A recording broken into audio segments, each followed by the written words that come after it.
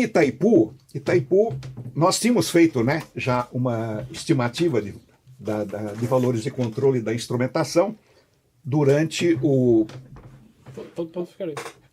projeto, né, da barragem de Água Vermelha, mas em Itaipu foi a primeira barragem onde o cliente, né, falou, não, todo instrumento tem que ter seu valor de controle. Uhum. Se você está pedindo um instrumento, é porque ele é importante, você deve saber como fazer uma previsão de valores de controle.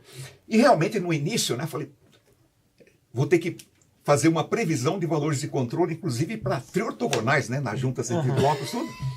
Fácil, Qual que foi o critério que eu estabeleci? Falei, vamos considerar então o seguinte, né? Como o valor de controle, né, não pode ser ultrapassado rapidamente, falei, vamos considerar então que o bloco, por exemplo, X, está num maciço mais rígido e o bloco lateral está num maciço mais deformável.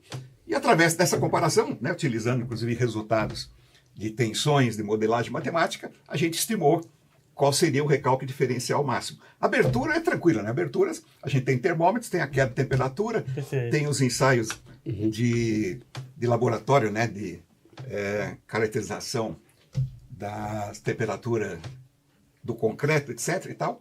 Mas, enfim, e para os pêndulos extensômetros?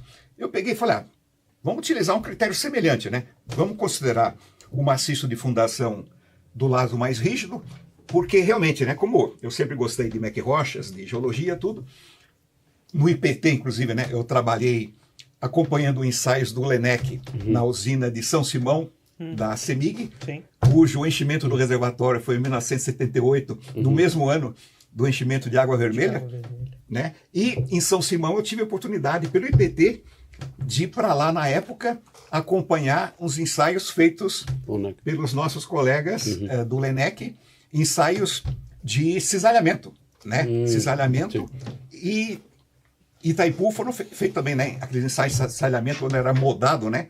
Um bloco de rocha em cima de uma junta, por exemplo. Depois era moldado, né, uma carapaça de concreto armado bem reforçada.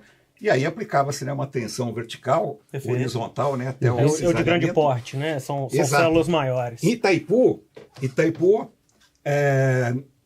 na lateral desse túnel de drenagem da elevação 20, né, que dá toda a volta na barragem, que a gente pode fazer esse caminhamento até hoje, na lateral dele tem uma galeria do lado da margem direita, onde foram feitos esses ensaios, né, na época do IPT, e que estão até hoje lá os blocos, né? Os blocos foram deixados lá.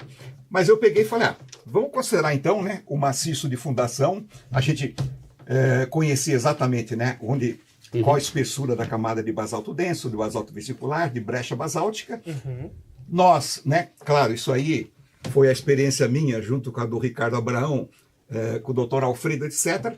A gente estabeleceu, né, esses parâmetros como deformabilidade do maciço rochoso, rodamos, né, então um modelo para o maciço mais deformável, um outro modelo para o maciço mais rígido, e normalmente, claro que não é 100% de acerto, mas tanto em Itaipu quanto em Xingoca a gente utilizou o mesmo critério, e Itá, etc.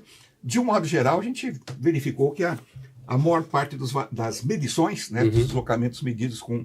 A gente sempre analisou também a haste mais profunda do extensômetro, uma vez que às vezes, muito detalhamento às vezes, não é tão preciso, mas pegando a haste mais extensa, a gente geralmente conseguiu um bom intervalo para previsão desses deslocamentos. Esse ponto.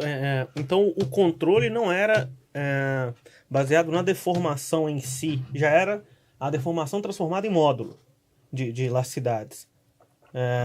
De deformabilidade. Não. A partir desses módulos, a gente calculou os deslocamentos. Perfeito, admissível para aquela região. Então tinha o deslocamento medido, o extensômetro tal. O deslocamento pode variar entre, sei lá, 1.2 e 2.3. E o valor medido a gente colocava do lado para ver se encaixava naquele... Entendi. Em termos de deslocamento. Perfeito, ótimo. Porque é a importância de associar, né? E eu comento muito disso, de associar laboratório a monitoramento, né? Porque no final das contas nós estamos falando a mesma coisa. Exatamente, perfeito. Não é a escala real.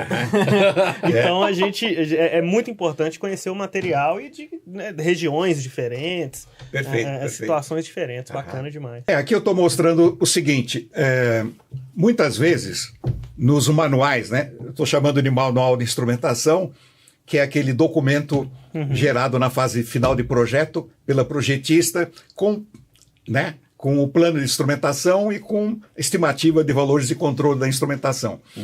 O que eu tenho observado é que quando eu tive que fazer esses manuais de instrumentação, né, para barragem de água vermelha, logo antes do enchimento do reservatório, depois de Itaipu, etc., eu sempre tive preocupação de mostrar quais eram os valores de controle, mas ao mesmo tempo mostrar como que eles foram estimados. Porque não adianta nada. Muitas vezes a gente encontra só uma planilha com valores de controle. Eu já encontrei valores de controle absurdos, inclusive em grandes projetos. Por exemplo, valores de controle estimados por um triortogonal, né? Valores, por exemplo, da ordem de 15, 20 milímetros. Para a estrutura de concreto, eu falei, se ocorresse deslocamentos, a barragem já está em processo de ruptura avançada. Né? Quer dizer, então, muitas vezes você vê que faltou o feeling, realmente. Noção de escala.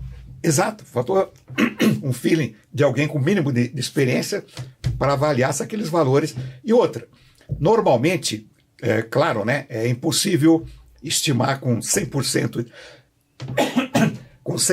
de confiança um deslocamento, por exemplo, ou uma vazão. Então é muito importante você mostrar como aqueles valores foram definidos, né, se foi um critério, se foi uma modelagem matemática, etc., para, no caso dele ser ultrapassado, você poder, inclusive, verificar, entender por que foi ultrapassado, porque, por exemplo, o módulo que você estimou num dos blocos da tomada d'água de Xingó, na ombreira direita, uma barragem sobre um maciço de granito gneiss, né, de boa qualidade e tudo. Um dos blocos, realmente, o pêndulo invertido na fundação indicou um deslocamento maior do que a gente previu. Né, naquele bloco, mas também, né, é importante acompanhar a evolução, ver que aquilo lá está estabilizou, beleza, mas por quê? Porque naquele bloco realmente, né, por alguma desconhecimento, né, ali realmente talvez houvesse uma caixa de falha, uma região um pouco mais fraturada do maciço, justificando aquele deslocamento, mas foi um caso pontual ali, né, que não teve maiores consequências, porque também os demais instrumentos, tipo triortogonais, tipo extensor, pêndulo direto, etc., mostravam, de modo geral, um comportamento satisfatório.